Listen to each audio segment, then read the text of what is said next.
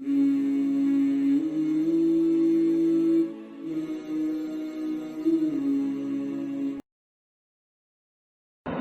اللہ الرحمن الرحیم نحمدہ ونصلی علی رسولہ الکریم اما بعد فاعوذ باللہ من الشیطان الرجیم بسم اللہ الرحمن الرحیم اینما تکونوا یدرککم الموت ولو کنتم فی بروج مشیدہ وقال اللہ تبارک وتعالی قل ان کنتم تحبون اللہ فاتبعونی یحببکم اللہ ویغفر لکم ذنوبکم واللہ غفور رحیم صدق اللہ العظیم۔ بزرگان محترم اور عزیز دوستو،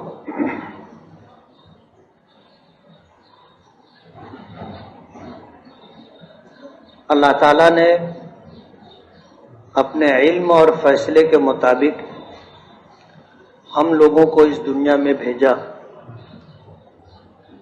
اور یہ بھی من جانب اللہ مقدر ہے کہ کس شخص کو اس دنیا میں کتنا وقت گزارنا ہے۔ حدیث پاک میں آتا ہے کہ بچہ ماں کے پیٹ میں وجود پاتا ہے، اس وقت ایک فرشتہ اللہ پاک مقرر کر دیتے ہیں جو ماں کے پیٹ میں اس کی پرورش اور پرداخت کرتا ہے، اور یہ اللہ تعالیٰ کا غیبی نظام ہے۔ اس کائنات میں اللہ کا جو نظام چلتا ہے، ایک نظام ظاہری ہے جو ہمیں اپنی چشم سر سے دکھائی دیتا ہے، اور ایک اللہ تعالیٰ کا غیبی نظام ہوتا ہے جو ہمیں دکھائی نہیں دیتا۔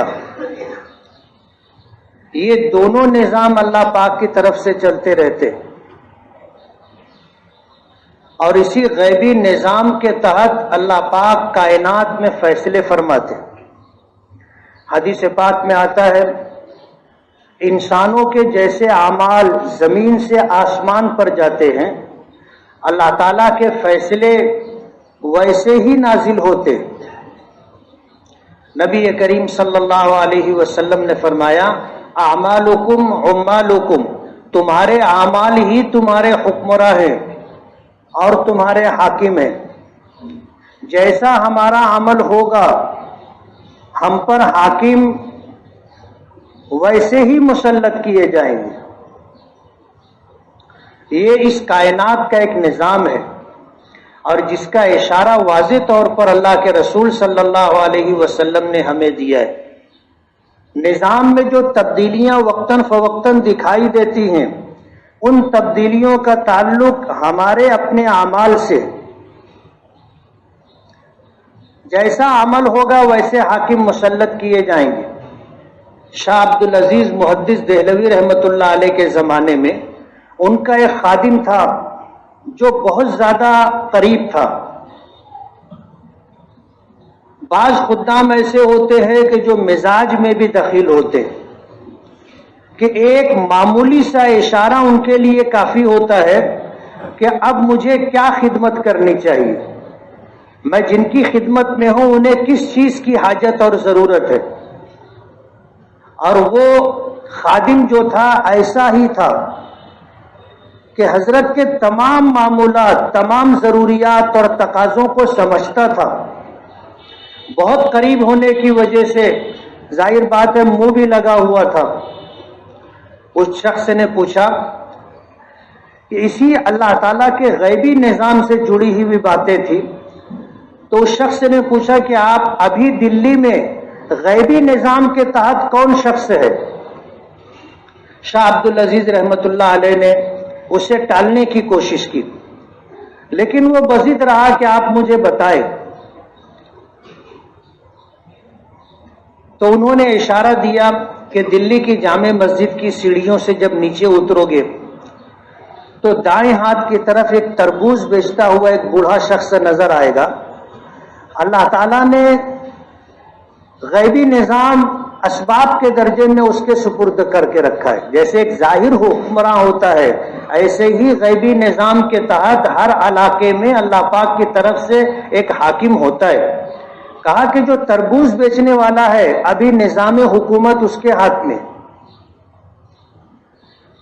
اب یہ خادم پہنچا اور دلی کی سیڑھیوں کے دائیں طرف دیکھا کہ ایک بوڑھا شخص تربوز بیچ رہا ہے. جا کر کے اس سے تربوز خریدنے کی فرمائش کی. اس نے تربوز دیا تو اس نے تربوز کٹوا کر کے کھایا اور کہا کہ یہ تو پھیکا ہے, دوسرا دو. دوسرا تربوز دیا گیا, پھر اس نے کہا کہ یہ پھیکا ہے. تو پھر اس بوڑھے شخص نے معذرت کر لی کہ پھل کے اندر کا کیا حال ہے مجھے نہیں معلوم, اس لیے 2 پھل تو خراب ہو گئے, اب آپ کہیں اور سے لے لیں. واپس آئے اور خادم نے آ کر کے شاہ عبدالعزیز رحمۃ اللہ علیہ سے اس بات کا تذکرہ کیا. تو شاہ عبدالعزیز رحمۃ اللہ علیہ نے فرمایا کہ یہ شخص بہت شریف اور سیدھا آدمی, اور دلی کے حالات تھوڑے سے دیگرگوں نظر آ رہے ہوں گے. نظام حکومت تھوڑا ڈھیلا ڈھالا ہے. کچھ دنوں کے بعد حالات بدل گئے اور دلی کے اندر حالات ایسے ہو گئے کہ اب ہر شخص تبدیلی محسوس کر رہا تھا. تو خادم نے پھر پوچھا کہ حضرت اس وقت نظام کس کے ہاتھ میں ہے؟ تو فرمایا کہ دلی کی جامع مسجد کی سیڑھیوں کے نیچے اترو گے تو ایک سقا دکھائی دے گا جو مشک لٹکائے ہوئے ہوگا اور لوگوں کو مفت میں پانی پلا رہا ہوگا. نظام حکومت اس کے ہاتھ میں. یہ شخص پھر پہنچا اور تلاش کرتے ہوئے ایسے شخص تک پہنچ گیا. کتابوں میں لکھا ہے کہ اس نے پانی کی فرمائش کی تو وہ مشک کے منہ سے وہ پانی انہوں نے گرانا شروع کیا. تو اس نے پہلے ہاتھ دھویا, ہاتھ دھونے کے بعد اس طرح ہاتھ بنایا, جب وہ پانی اس میں ڈالنے لگے تو اس نے ہاتھ ایسے کر لیا تو پانی نیچے گرنے لگا. تو اس نے کہا کہ سیدھے پانی پیو. پھر جب دوبارہ پانی ڈالنے لگا تو اس نے پھر ہاتھ اس طرح کر لیا. تو اس نے ایک تماچا زور سے دیا اس کو اور کہا کہ جا کر اپنے شاہ صاحب سے کہہ دینا کہ اگر اس کے بعد کسی شخص کو نشاندہی کی تو تمہاری ولایت سلب کر لی جائے گی. تو اللہ تعالیٰ کا ایک غیبی نظام ہوتا ہے, اور جیسے ہمارے اعمال آسمان پر جاتے ہیں اللہ پاک کی طرف سے اسی طرح کے حاکم مسلط کیے جاتے ہیں. اللہ پاک کی طرف سے فیصلے ویسے ہی آتے ہیں. آج ہمیں حکمرانوں سے نہیں اپنے گریبان میں سر ڈال کر کے دیکھنا چاہیے کہ ہمارا حال کیا ہے. وَمَا رَبُّكَ لَيْسَ بِظَلَّامٍ لِّلْعَبِيدِ, اللہ تعالیٰ اپنے بندوں پر ذرہ برابر بھی ظلم نہیں کرتا. جیسے ہمارے اعمال ہوں گے ہمارے ساتھ اسی طرح کے معاملات پیش آئیں گے. اللہ تعالیٰ نے جب ہمیں بھیجا, ماں کے پیٹ میں تھے, پرورش و پرداخت کے لیے ایک فرشتہ مقرر تھا. یہ اللہ تعالیٰ کے غیبی نظام کا ایک حصہ ہے. وہ فرشتہ اللہ سے پوچھتا ہے کیا لکھوں, تو لوح محفوظ میں اس بچے کے لیے اللہ نے جو عمر لکھ رکھی ہے وہ اسے بتا دیتے کہ اس کی عمر اتنی ہوگی. پھر وہ فرشتہ پوچھتا ہے کہ اس بچے کے لیے کیا لکھوں, تو لوح محفوظ میں اس کے لیے جو رزق اللہ پاک نے طے کیا ہے, مقدر کیا ہے, وہ بتا دیا جاتا ہے. اسے دنیا میں جانے کے بعد اتنی روزی ملے گی, یہ طے ہے. پھر وہ فرشتہ پوچھتا ہے کہ اللہ کیا لکھوں, تو دنیا میں آنے کے بعد اللہ کے علم کے مطابق یہ بندہ جو راہ اختیار کرتا, ایمان کی, کفر کی, نیک اعمال کی اور نافرمانی کی, اللہ کو علم ہے. اللہ اسے بتا دیتے ہیں کہ اسے سعید لکھ دے یا شقی بدبخت لکھ دے. یہ فیصلے ماں کے پیٹ میں ہو جاتے ہیں. تو یہ اللہ کا ایک نظام ہے. جو آیا ہے ایک مقررہ عمر لے کر کے آیا ہے, اور ہر گزرتا ہوا لمحہ ہمیں اور آپ کو جو زندگی دی گئی ہے اس کو کم کرتا جا رہا ہے. یعنی ہم لمحہ بلمحہ موت کے قریب ہوتے جا رہے ہیں. اور یہ اس کائنات کی حقیقت ہے. کسی کو اللہ پاک نے ہمیشہ کی زندگی نہیں دی,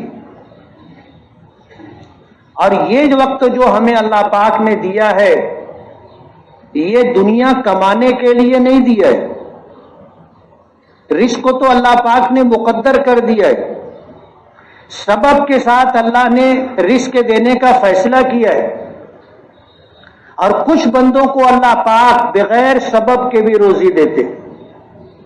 انسانوں کو اللہ نے عقل دی تو ان کو اسباب کے ساتھ جوڑ دیا، لیکن پوری کائنات کی تمام مخلوق کو اللہ بغیر سبب کے روزی دیتے،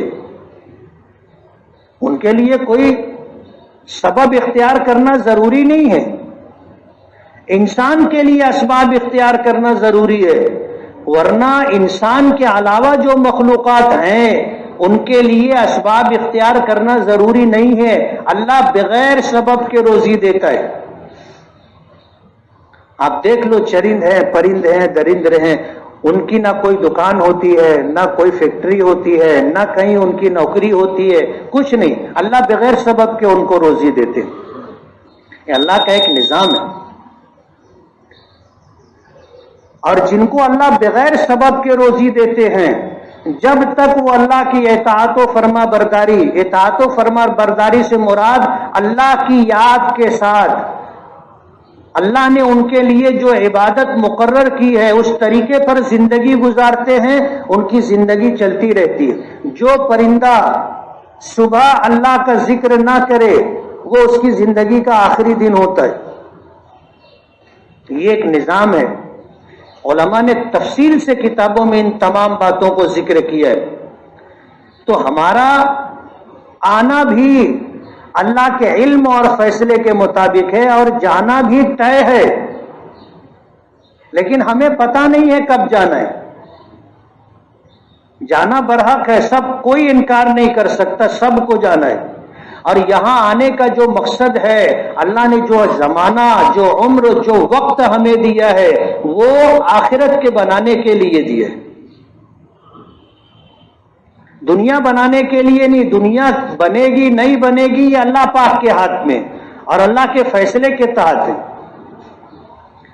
یہی وجہ ہے کہ اللہ بغیر علم کے بھی روزی دیتا ہے، اللہ تعالیٰ بغیر عقل کے بھی روزی دیتا ہے، بغیر سوجھ بوجھ، بغیر دانش مند لوگوں کو بھی اللہ روزی دیتا ہے، اور بڑی بڑی ڈگری رکھنے والے، بڑے سمجھدار، پروگرامنگ کرنے والے، وہ بے پڑھے لکھے لوگوں کے یہاں نوکری کرتے۔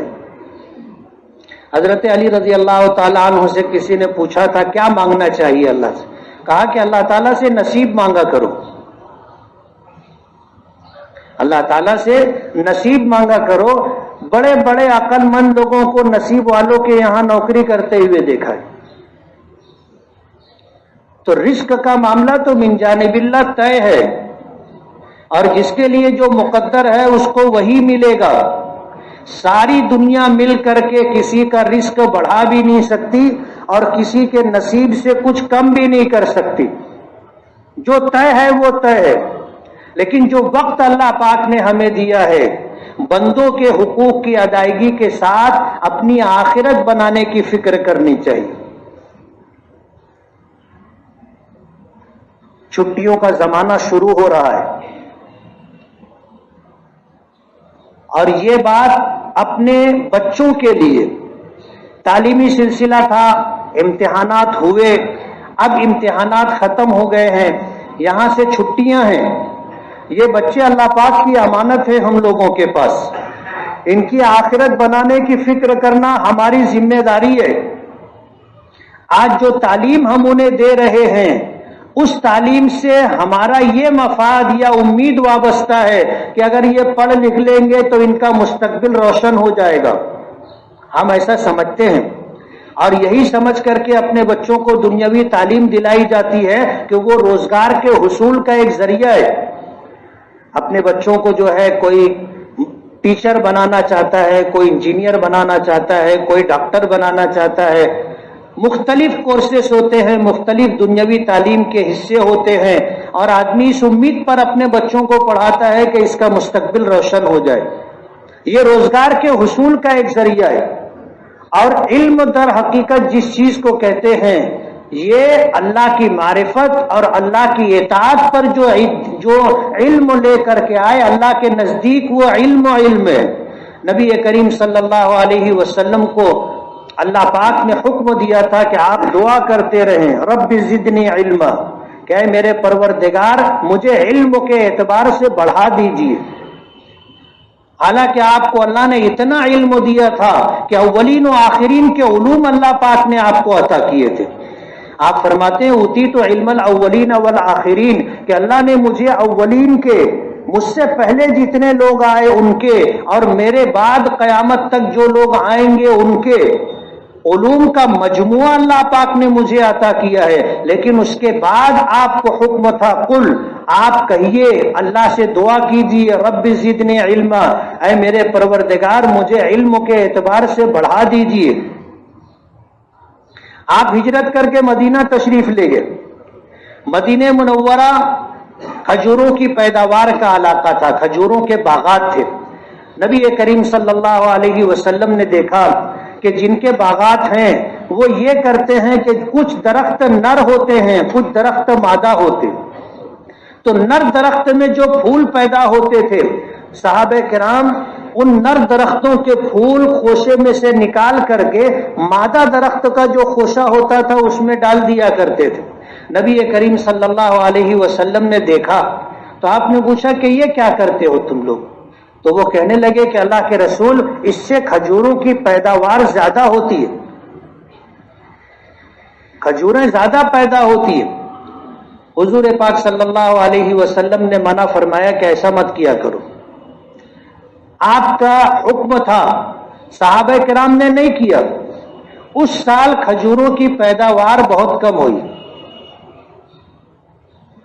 جب یہ بات حضور پاک صلی اللہ علیہ وسلم کے علم میں آئی تو آپ نے صحابہ کرام کو بلا کر کے فرمایا، انتم اعلم بامور دنیاکم۔ بخاری شریف کی روایت ہے، واقعہ بخاری شریف میں امام بخاری رحمۃ اللہ علیہ نے ذکر کیا ہے۔ حضور نے فرمایا، انتم اعلم بامور دنیاکم، یہ تمہاری دنیا کے معاملات ہیں، تم زیادہ بہتر جانتے ہو، اس لیے تم جیسا کرتے تھے ویسا کیا کرو۔ شارحین نے لکھا ہے کہ حضور سے زیادہ علم تو کسی کو نہیں ہو سکتا تھا، لیکن جس چیز کو علم کہتے ہیں وہ کچھ اور ہے، اور ہم جسے علم کہتے یا سمجھتے ہیں وہ علم نہیں ہے، وہ حصول معاش کا ایک ذریعہ ہے۔ اللہ کے نزدیک علم وہ ہے جس سے اللہ کی پہچان ہو، اللہ کی معرفت ہو، اور اس علم کے ذریعے آدمی اپنے آخرت کے پیش نظر نفع اور نقصان کو سمجھے، اور نفع نقصان کو سمجھ کر کے اپنی کامیابی اور فلاح بہبودی کا راستہ اختیار کرے، اور وہ ہے اللہ رب العالمین کی اطاعت و فرما برداری۔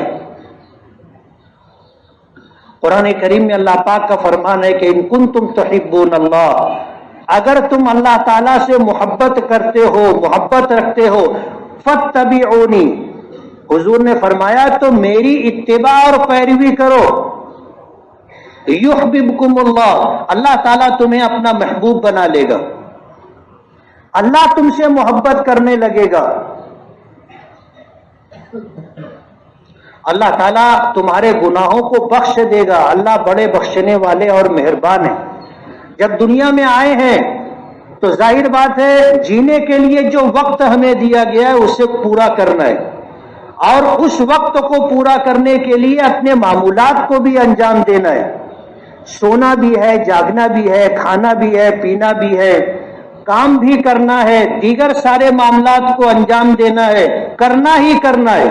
اب اس میں دو راستے ہیں، ایک راستہ تو نبی کریم صلی اللہ علیہ وسلم کی سنتوں والا ہے، اور ایک راستہ وہ ہے جو نبی کریم صلی اللہ علیہ وسلم کی سنتوں سے ہٹ کر کے، آپ کے طریقے سے ہٹ کر کے غیروں کا دیا ہوا طریقہ ہے۔ دو ہی راستے ہمارے پاس، اپنے نبی کا طریقہ، نبی کے علاوہ دوسروں کا طریقہ۔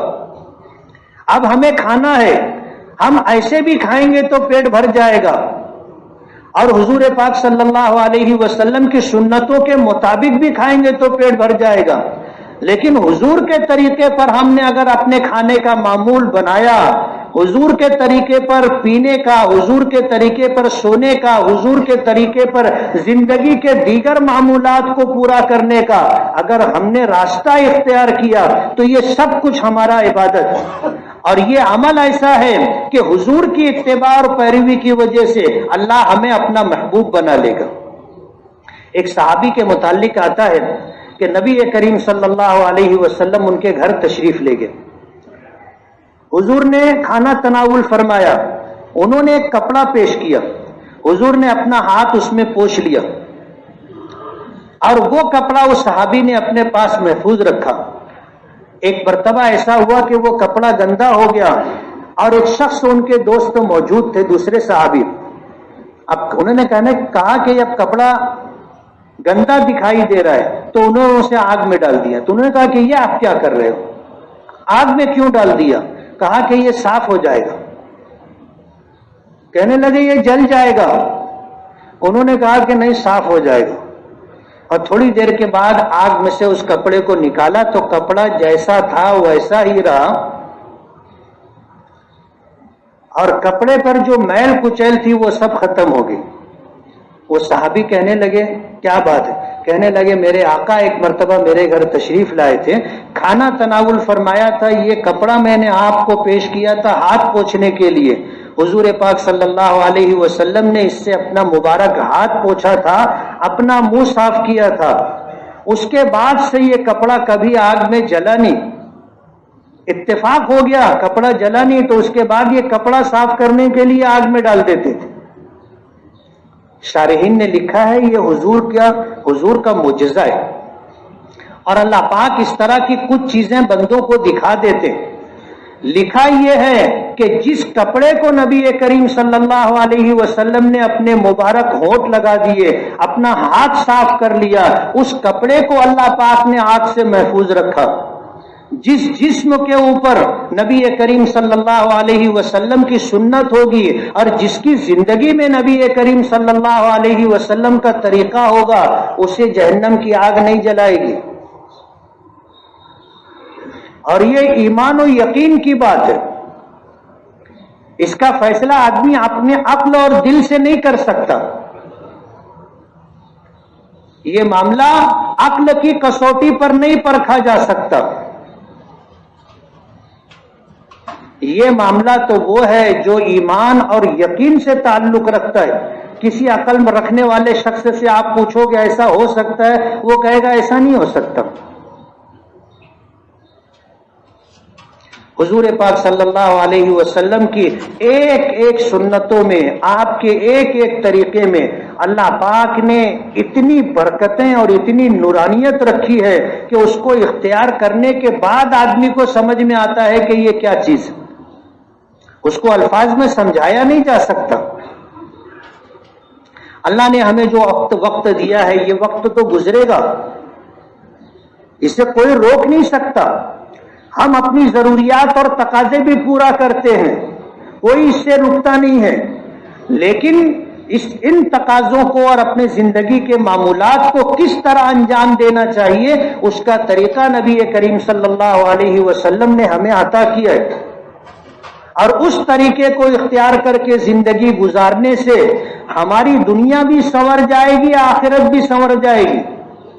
آج ہم نے نبی کریم صلی اللہ علیہ وسلم کا دیا ہوا طریقہ، آپ کا بتایا ہوا راستہ ہم نے چھوڑ دیا، غیروں کا بتایا ہوا طریقہ اختیار کر کے اپنی زندگی کے ایام پورے کر رہے ہیں، اپنے معمولات اور تقاضوں کو پورا کر رہے ہیں۔ ظاہر بات ہے یہ طریقہ اللہ کو پسند نہیں ہے، اللہ کو تو اپنے نبی کی اتباع اور پیروی پسند ہے، اور قرآن کریم میں دو ٹوک انداز میں اللہ پاک نے فرمایا اگر تم اللہ سے محبت رکھتے ہو تو تم میری اتباع کرو۔ حضور سے کہلوایا گیا فاتبعونی، میری اتباع کرو، یحببکم اللہ، تو اللہ بھی تمہیں اپنا محبوب بنا لے گا۔ اور یہ اعمال جب زمین سے آسمان پر جائیں گے تو فیصلے بھی ویسے ہی آئیں گے،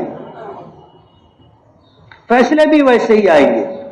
آج جن حالات سے ہم لوگ گزر رہے ہیں، ان حالات میں ہمیں اپنا جائزہ لینے کی ضرورت ہے، اپنے اعمال درست کرنے کی ضرورت ہے، اپنے بچوں کی صحیح تربیت کی ضرورت ہے. چھٹیوں کے یہ اوقات ہیں، بچوں کے یہ وقت گزر جائیں گے، لیکن اپنے بچوں کو ان چھٹیوں کے اوقات میں نمازیں سیکھنے کا، دعائیں سیکھنے کا، قرآن کریم کی تلاوت کا اور اسی طرح دین کی بنیادی باتوں کا علم حاصل ہو جائے، اس کے لیے اپنے بچوں کو مصروف رکھنا ضروری ہے.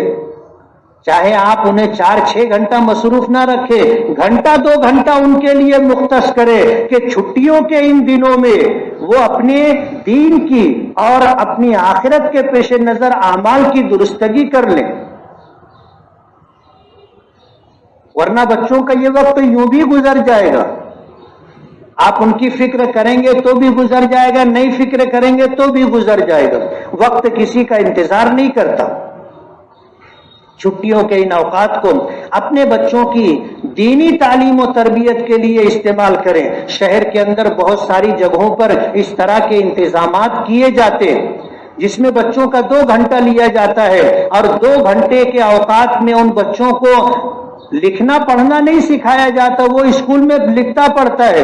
اس 2 گھنٹے کے اندر بچوں کو بتایا جاتا ہے کہ ہم مسلمان ہیں، اللہ نے ہمیں ایمان کی دولت دی ہے، تو ایمان کیا ہے، ایمان کے تقاضے کیا ہیں، اور پھر ایمان کے جو شعبے ہیں، عبادت ہے، معاملات ہیں، معاشرت ہے، معیشت ہے، اخلاق ہے، یہ جو بنیادی چیزیں ہیں، ان چیزوں سے اپنے بچوں کو واقف کرانا ضروری ہے. اور یہ ہماری ذمہ داری ہے. اپنے بچوں کی دینی تعلیم و تربیت، اس کی فکر کرنا ضروری ہے. شہر میں جہاں کہیں یہ انتظام ہوتا ہے، آپ اس کی معلومات لیں اور اپنے بچوں کو وہاں پر پہنچا کر کے ان کی دینی تعلیم و تربیت کا نظم کریں. یہ بچے اگر انہیں اللہ کی معرفت حاصل ہو جائے گی اور یہ مسلمان بن کر کے زندگی گزاریں گے، اللہ کے حکموں کو پورا کریں گے، تو یہ بچے دنیا میں بھی آپ کی عزت، آپ کا احترام، آپ کی خدمت کریں گے، اور آخرت میں بھی آپ کے لیے کامیابی کا ذریعہ اور سبب بنیں گے.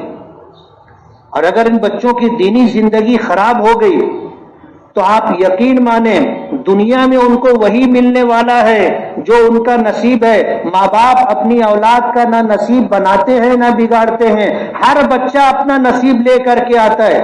یہی وجہ ہے آپ دیکھو گے ایک ماں باپ کی اولاد، کوئی امیر ہوتا ہے کوئی غریب ہوتا ہے، سب کو برابر ملتا ہے. کوئی امیر ہوتا ہے کوئی غریب ہوتا ہے، کوئی خوبصورت ہوتا ہے کوئی قبول صورت ہوتا ہے، کوئی تندرست ہوتا ہے کوئی بیمار ہوتا ہے، کوئی سماج میں عزت دار ہوتا ہے اور کوئی سماج میں بدنام ہوتا ہے. ایک ماں باپ کی اولاد، یہ ان کا نصیب اللہ پاک بناتے ہیں. ہمیں تو اپنے بچوں کی آخرت کی فکر کرنی چاہیے. اگر ہم نے غفلت برتی تو یہ بچے کل قیامت کے دن اپنے حق کا مطالبہ لے کر کے اللہ کی بارگاہ میں کھڑے ہوں گے. اور یہ بچوں کا ماں باپ پر حق ہے کہ بچوں کو اللہ کی معرفت، اللہ کی پہچان، زندگی کا مقصد انہیں بتائیں. یہ ماں باپ کی ذمہ داری ہے اور بچوں کا ماں باپ پر یہ حق ہے، اسے ادا کرنا ضروری ہے. اگر ہم نے اس سے غفلت برتی تو یہ اولاد ہمارے لیے بجائے راحت کے مصیبت کا سبب بنیں گے، اور اللہ کی بارگاہ میں سرخری اور کامیابی اور نجات سے ہٹ کر کے ہمارے لیے ذلت کا اور جہنم میں جانے کا ذریعہ اور سبب بنیں گے. اس لیے اپنی اولاد کی دینی تعلیم و تربیت کی فکر کرنا ضروری ہے. چھٹیوں کے یہ اوقات ضائع اور برباد نہ ہو. کچھ وقت دینی تعلیم و تربیت کے لیے اپنے بچوں کا وہاں ان جگہوں پر بچوں کو بھیج کر کے ان کی فکر کریں اور ان کی آخرت بنانے کی فکر کریں. اللہ تعالی ہمیں عقل سلیم اور فہم سلیم عطا فرمائے، آخرت کا استحضار عطا فرمائے. اللہ تعالی اپنی معرفت، اپنی محبت عطا فرمائے. وآخر دعوانا ان الحمد للہ رب العالمین.